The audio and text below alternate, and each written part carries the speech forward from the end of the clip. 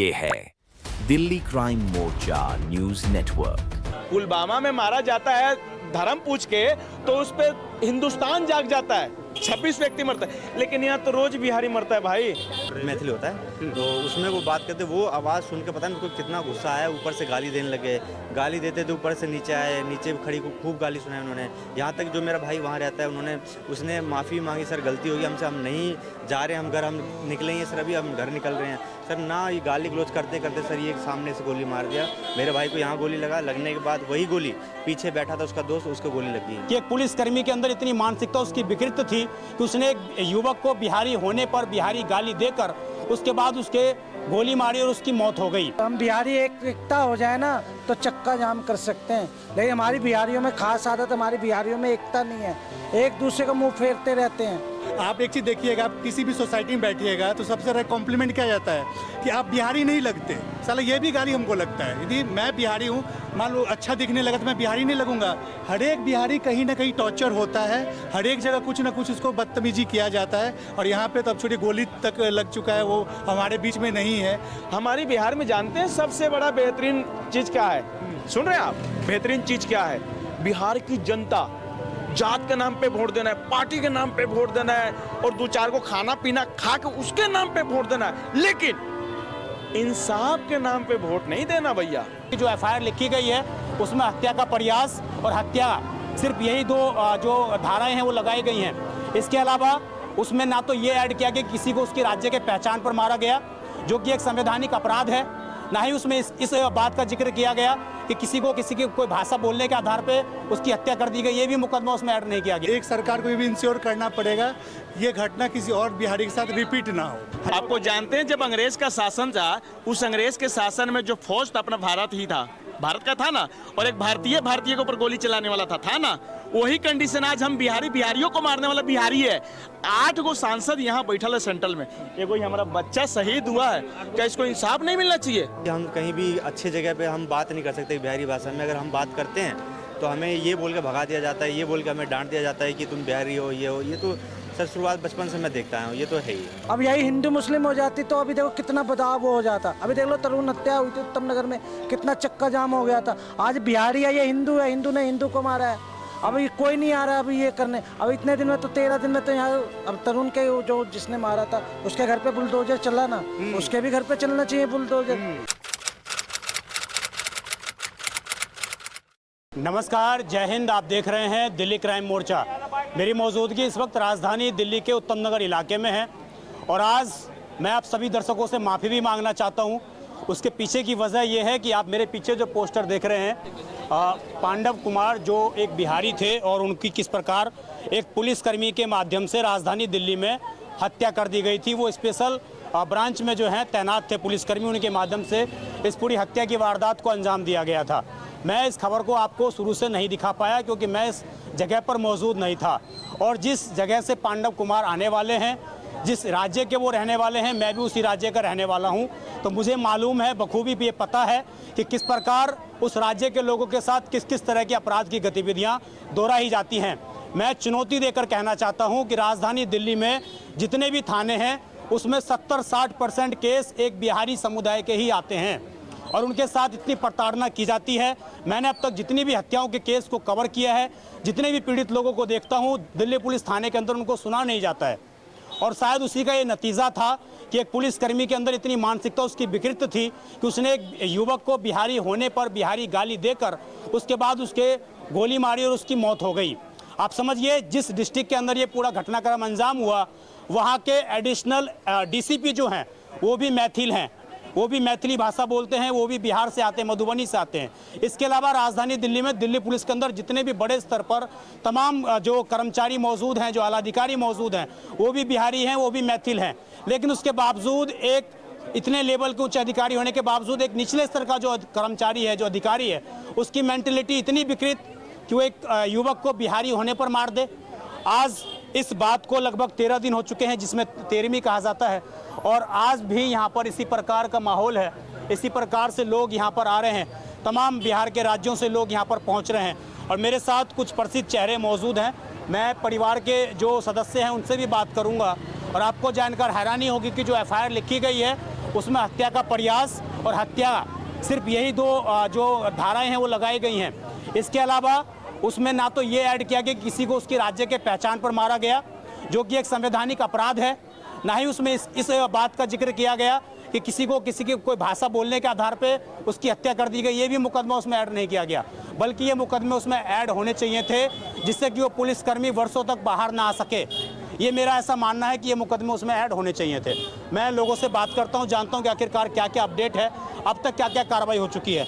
Sir, आपका शुभ नाम और यहाँ पर आज बिहार से आप लोग दिल्ली आए, उसके पीछे की वास्तविक वजह क्या है? मेरा नाम कुंदन झा है और मैं दिल्ली एनसीआर में ही रहता हूँ, फरीदाबाद से यहाँ आया हूँ और कारण एक ही है कि पांडव को इंसाफ दिलाना है। अब आप लोगों को पता है कि पांडव को बिहारी होने की वजह से मारा गया और 3 मांग है। पहली बात तो जिसने मारा है उसको जल्द से जल्द उसको फांसी मिले, पीड़ित परिवार को 1 करोड़ का मुआवजा मिले और उसके परिवार में कुछ पेशेंट है, एक टीबी का पेशेंट, उसका छोटा भाई, उसका इलाज हो। ये बेसिक मांग है और एक सरकार को ये भी इंश्योर करना पड़ेगा ये घटना किसी और बिहारी के साथ रिपीट ना हो।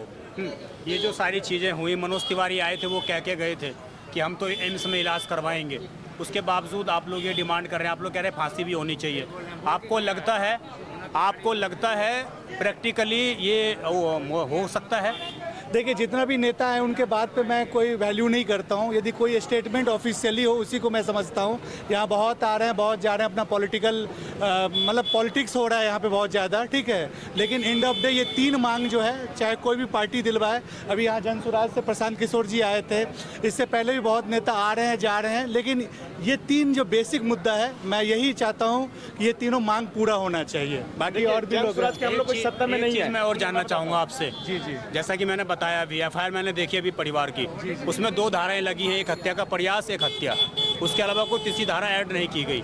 किसी को उसके भाषा के आधार पर मार देना, किसी को उसके राज्य के पहचान पर मार देना, क्या वो चीज़ें नहीं ऐड होनी चाहिए थी? इसमें संवैधानिक जो मौलिक अधिकार का उसने उल्लंघन किया है, वो चीज़ें नहीं ऐड होनी चाहिए थी? बिल्कुल होना चाहिए था। मैंने बोला है, पहले भी एक जगह मैंने बात किया था, मैंने यही बोला, इस बार बाउंड्री लाइन क्रॉस हो चुका है। आप एक चीज़ देखिएगा, आप किसी भी सोसाइटी में बैठिएगा तो सबसे ज़्यादा कॉम्प्लीमेंट क्या जाता है कि आप बिहारी नहीं लगते। साला ये भी गाली हमको लगता है। यदि मैं बिहारी हूँ, मान लो अच्छा दिखने लगा तो मैं बिहारी नहीं लगूंगा। हर एक बिहारी कहीं ना कहीं टॉर्चर होता है, हर एक जगह कुछ ना कुछ उसको बदतमीजी किया जाता है और यहाँ पे तो अब छोटी गोली तक लग चुका है, वो हमारे बीच में नहीं है। और ये एफआईआर में रहे ना रहे, लेकिन ये हर बिहारी का दर्द है और यहाँ इंसाफ पता नहीं लोग क्या सोच रहे हैं। और एक चीज़ मैं बताना चाहूँगा, हर एक बिहारी को एक होना पड़ेगा, चाहे वो किसी भी पॉलिटिक्स पार्टी को सपोर्ट करे, चाहे कुछ भी करे। लेकिन यहाँ पे मैं देख रहा हूँ कि बिहारी यूनाइट नहीं हो पा रहे हैं और इंसाफ इसलिए थोड़ा सा डिले भी है, मुझे लग रहा है। अब तक मैं बड़ी जिम्मेदारी के साथ कहता हूँ, मैंने इतने दिनों से दिल्ली से मैं काम कर रहा हूँ जी। अगर एक भी दूसरे समुदाय का कोई लड़का मारा जाता है इस तरीके से जी। तो इस दिल्ली में ना जाने कितने पंचायत हो चुके होते अब तक। लेकिन एक भी किसी भी जो बोलते हैं ना कि राज्य के लोग हैं, एक भी किसी बड़े स्तर पर पंचायत नहीं हुई आज तक, एक भी बड़ी जनसभा नहीं हुई कि हाँ सारे बिहारी कम से कम दिल्ली की सड़कों पर उतर के दिखाएं तो कि इनकी आखिरकार अहमियत क्या है, वास्तविक रूप में वो क्या है। मैं एक मिनट कहूँगा, आप जो ये पूछ रहे हैं, आपको जानते हैं जब अंग्रेज का शासन था, उस अंग्रेज के शासन में जो फौज था अपना भारत ही था, भारत का था ना, और एक भारतीय के ऊपर गोली चलाने वाला था ना, वही कंडीशन आज हम बिहारियों को मारने वाला बिहारी है। 8 गो सांसद यहाँ बैठल है सेंट्रल में, एगो हमारा बच्चा शहीद हुआ है, क्या इसको इंसाफ नहीं मिलना चाहिए? एगो मोटू सेट आ जाता है, एगो पतलू सेट आ जाता है, ये लोग सत्ताधारी है ना। जन स्वराज कोई सत्ता में नहीं है, ये सिर्फ आपका अधिकार का बात करिए, आवाज बन रही है, ये ध्यान से समझिएगा। ये सत्ता में नहीं है, पार्टी नहीं है ना, लेकिन ये लोग तो सत्ताधारी, ये लोग तो कुछ भी कर सकते हैं। तो ये वही कंडीशन हो गई है 1947 से पहले का जो कंडीशन था ना। नहीं तो आज हमारे ये पांडव बच्चा नहीं मरता, इसको गोली नहीं मारा जाता बिहारी पूछ के। पुलवामा में मारा जाता है धर्म पूछ के, तो उस पे हिंदुस्तान जाग जाता है, 26 व्यक्ति मरता है। लेकिन यहाँ तो रोज बिहारी मरता है भाई, रोज बिहारी पूछ के मारा जाता, थप्पड़ मारा जाता है, गाली दिया जाता है। हमारी बिहार में जानते हैं सबसे बड़ा बेहतरीन चीज क्या है? सुन रहे हैं आप? बेहतरीन चीज क्या है? बिहार की जनता, जात के नाम पे वोट देना है, पार्टी के नाम पे वोट देना है, और 2-4 को खाना पीना खा के उसके नाम पे वोट देना है, लेकिन इंसाफ के नाम पे वोट नहीं देना भैया। ये जो सत्ताधारी बैठी है 1990 से, जन्म हमारी 1990 में हो चुका था, आज 2026 में है, जब से पैदा लिए तब से हम मतलब एक प्रेशर नहीं होता, प्रेशर डिप्रेशन या क्या बोलता है, उसमें जी रहे हैं बिहारी शब्द पे। और जब डर कब लगता है, जब टिकट बन जाता है बाहर आने के लिए, तो दिन जल्दी जल्दी नजदीक आता तो सोचते कि नहीं तय का दिनवा और धीरे धीरे आए। लेकिन क्या करें, मजबूरी है पेट के लिए जनाब। परदेश नहीं आएंगे तो बच्चों को कैसे पेट भरेंगे, ये सच्चाई है। मेरे साथ अभी जो पांडव कुमार हैं उनके परिवार के एक सदस्य मौजूद हैं और मैं इनसे ज़्यादा बेहतर समझ पाऊंगा कि आखिरकार क्या अब तक कार्रवाई हो पाई है इस पूरे मामले में और क्या ये उस कार्रवाई से संतुष्ट हैं। क्या नाम है आपका? सर मेरा नाम राहुल कुमार है, मैं पांडव का बड़ा भाई हूँ, कज़न ब्रदर। जी, ये जो पूरी घटना हुई उस घटना के बारे में थोड़ा बहुत बताइए आप, और अब तक जो हुआ है उसके बारे में। सर घटना ये जाफरपुर कलां की है। वहाँ एक मेरा भाई रहता है चचेरा, उसके 2 साल का लड़का है, उसका बर्थडे पार्टी में गए हुए थे सर।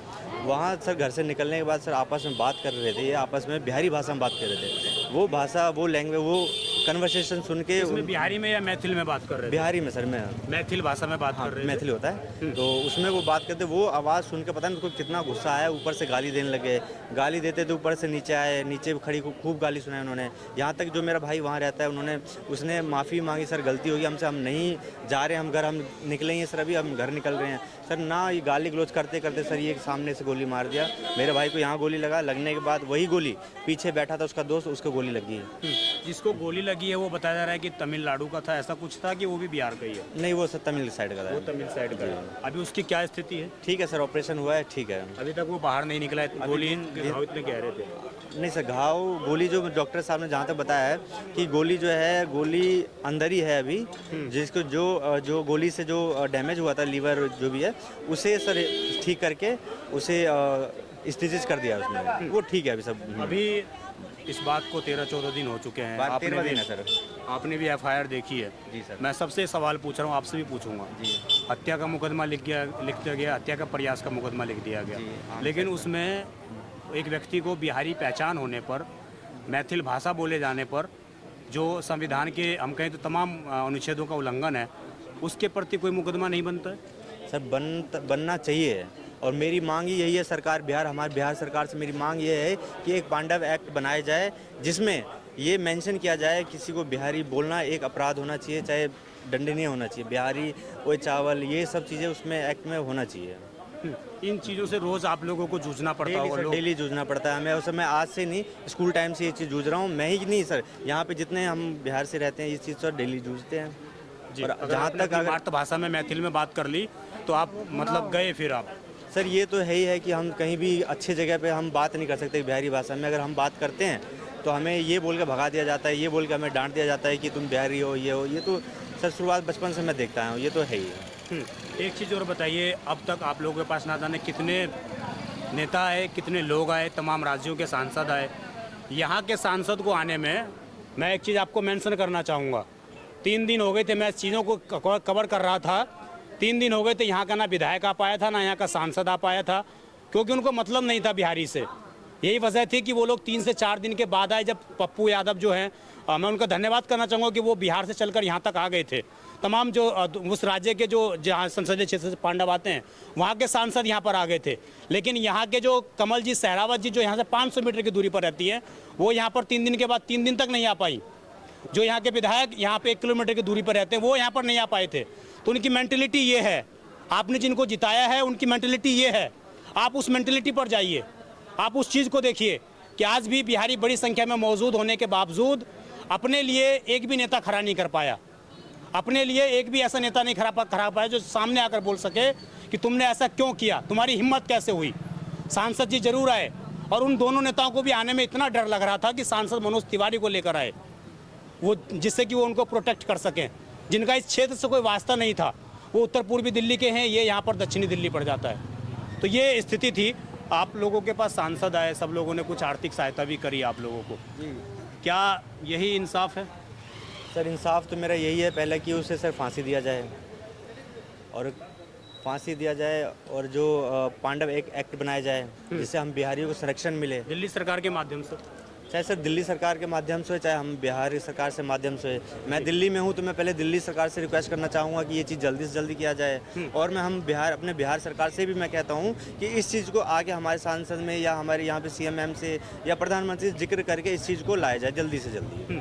एक चीज़ मानते हैं आप, ये जो मैंने बोला 3 दिन के बाद ये लोग आए थे, 3 या 4 दिन के बाद ये लोग आए थे, चौथे 5वें दिन आए थे सर। ये तो मैं खुद बहुत दुख है मुझे कि यहाँ के हमारे खुद विधायक जी, हमारे सांसद, ये उनको दूसरे तीसरे दिन आके हमारे कम से कम लेना चाहिए था। आप कि लोग उनके लिए काम करते हैं, आप लोग कार्यकर्ता रहते हैं इलेक्शन से पहले उनके, आप लोग उनकी रैलियों में जाते हैं, लेकिन उनकी तरफ से कोई प्रतिनिधि भी नहीं आया है आप लोगों अभी तक सर कोई एक दिन आए थे, जिस दिन आए थे उस दिन ही, उसके बाद से अभी तक एक दिन, सिर्फ एक दिन, आज 13वां दिन है, 13वें में से 5वें दिन आए थे, उसके बाद ना तो उस दिन से अभी तक कोई नहीं आया। और जहाँ तक मैंने फ़ोन पे बात भी की थी, बोला था, तो वो कह रहे हैं कि हम कर रहे हैं, कोशिश कर रहे हैं, हम कर रहे हैं। तो उस दिन से एक बार भी कॉल नहीं आया मेरे पास उनका, किसी का भी। मुख्यमंत्री का किस तरह का क्या बातचीत हुई आपकी उनसे, क्या कहा उन्होंने?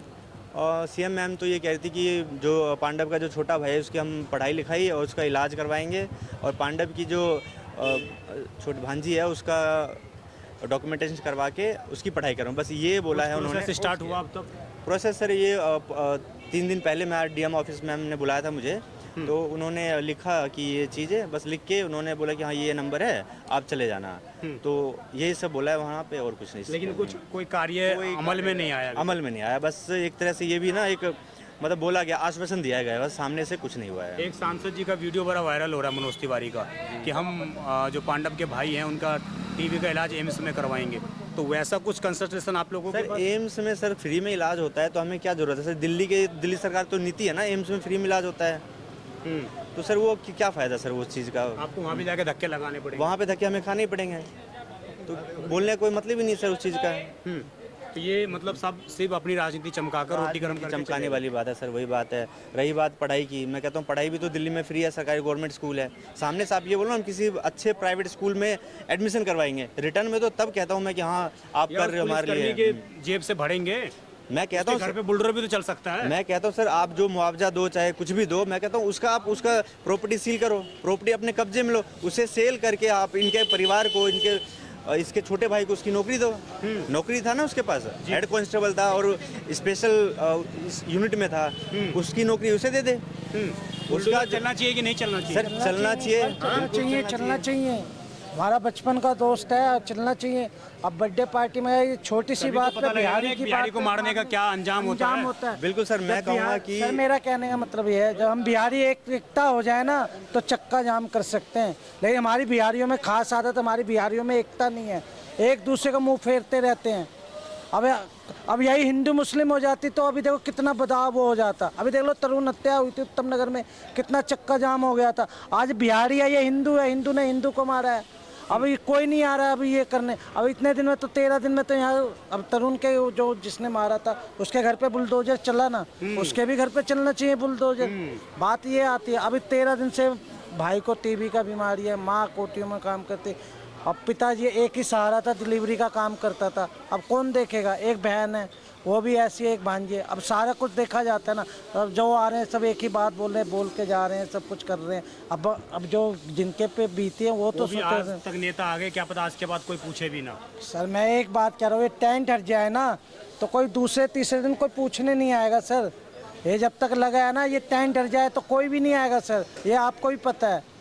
अब यही सच्चाई है कहीं ना कहीं, और यही सच्चाई जो ये सामने आपके रख रहे हैं ना, यही सच है, यही यहाँ पर होगा भी, और हर जगह यही होता आया है। सर यही तो बताओ, आज ये टेंट लगा है, हम कह रहे कल ही हटा दे, पलट के यहाँ का जो विधायक है ना निगम पार्षद, वो भी नहीं आएगा सर पूछने। आप ये बात जानते हो, ये राजनीति हो रही है और कोई बात नहीं है। अब तक तो ये, अब हमारे बिहार के जो सम्राट चौधरी है उनको भी तो सोचना चाहिए था, हमारा बिहारी भाई है। वोट के नाम से तुम तो बिहार से आ जाते हो, बस से भिजवाने, ये है 10,000 दो, ये दो, ले जाओ गाँव, और जब वोट डल जाता तो तुम पूछने भी नहीं आते हो क्या हुआ क्या नहीं हुआ। एक चीज़ मैं आपसे और पूछना चाहूँगा, अब तक जो कार्रवाई हुई है उसको कितना आप मानते हैं कि आपके पक्ष में ये कार्रवाई हुई है? सर हमारे पक्ष में तो कुछ हुआ ही नहीं है, बस ये हमें बोल दिया गया है कि हमने अरेस्ट कर लिया है। अरेस्ट करने की कुछ कार्रवाई है ही नहीं। लेकिन उसकी मेंटलिटी पर चोट नहीं किया गया अभी भी, कि उसके अंदर जो बिहारी को लेकर अपराध भरा हुआ है, विकृत बढ़ी हुई है, उस चीज़ पर चोट अभी भी नहीं किया गया। सर चोट की तो बात ही नहीं है, यहाँ तो मुझे ये बोला जा रहा है कि सिर्फ हमने उसे अरेस्ट करा है, अरेस्ट करा है, सिर्फ अरेस्ट करा है, क्योंकि नौकरी भी था सर, उसकी नौकरी भी जानी चाहिए। उसे अरेस्ट करके हमारे से मतलब एक होता है ना जिसने देखा है उसे शिनाख्त होता है, वो करके सर वो सब भी करा जाए सर, वो भी नहीं हुआ। मतलब सर हम दिल्ली पुलिस से बिल्कुल भी नाखुश है। हमारी तरफ से मुझे ऐसा लगा कोई कार्रवाई नहीं करा, बस ये बोल के टाल दिया गया है कि हमने उसे अरेस्ट कर लिया बस। ये इतना बड़ा मामला गया, इतने लोग यहाँ पर आए, बड़े बड़े सांसद आए, और इस दिल्ली के 2 से 3 सांसद आपके पास आए। क्या इस जिले के डीसीपी, दिल्ली पुलिस के आला अधिकारी आप लोगों के पास आए मिलने के लिए? और डीसीपी साहब आए नहीं थे, हम मुझे बुलाया था एसएचओ साहब के ऑफिस में बिंदापुर में बुलाया था, वहाँ पे बातलाप हुई थी उनसे। डीसीपी साहब यहाँ से नहीं आए, एसएचओ साहब आए थे यहाँ पे, डीसीपी साहब नहीं आए। हाँ, क्या बोला डीसीपी साहब ने? आपसे माफ़ी मांगी कि एक मेरे घर का, मेरे परिवार का एक सदस्य था, उसने एक व्यक्ति को बिहारी कहकर मार दिया, उन्होंने माफ़ी मांगी डीसीपी साहब ने आपसे? डीसीपी साहब ने तो ऐसा कुछ कहा नहीं, दिल्ली पुलिस की तरफ से भी उन्होंने ऐसा कुछ नहीं कहा, बस वो ये कहते कि हमें बड़ा दुख है कि आपके साथ ऐसा घटना हो गया ये।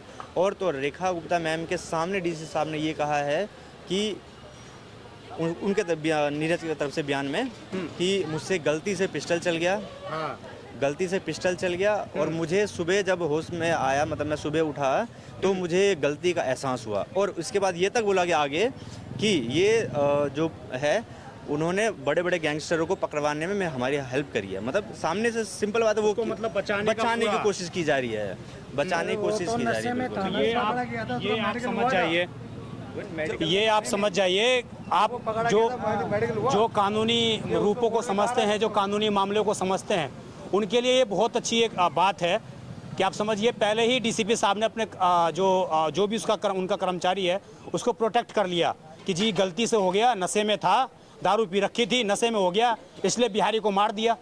और आप समझिए, जो लोग कानूनी भाषा जानते हैं, अगर नशे में अपराध को अंजाम दिया जाता है तो कई बार उनकी सज़ा को कम किया जाता है। इस तरीके की बातें कानूनी रूप से कई बार आती हैं, और जो लोग कानूनी रूप से समझते हैं, कानूनी भाषा को समझते हैं, वो बखूबी इस बात को जानते हैं। और जो इनके भाई ने बताया कि डीसीपी साहब मुख्यमंत्री के सामने ये कह रहे थे कि जी इन्होंने कई गैंगस्टरों को पकड़ने में अपना सहयोग किया है, लेकिन उसकी माइंडसेट क्या है कि बिहारी को मारना है। यहाँ से एक बिहारी ने मकान बना लिए, ये बात कही गई थी उसके माध्यम से कि नहीं कही गई थी? ये सर ऑन कैमरा रिकॉर्ड है। हाँ। ये बात कहा गया है, बोला गया है कि तुम बिहारी दिल्ली में आके तुमने अपना घर ले लिया, अपना घर बना लिया ज़मीन लेके। सर ये बोला गया है, ऑन रिकॉर्ड है सर।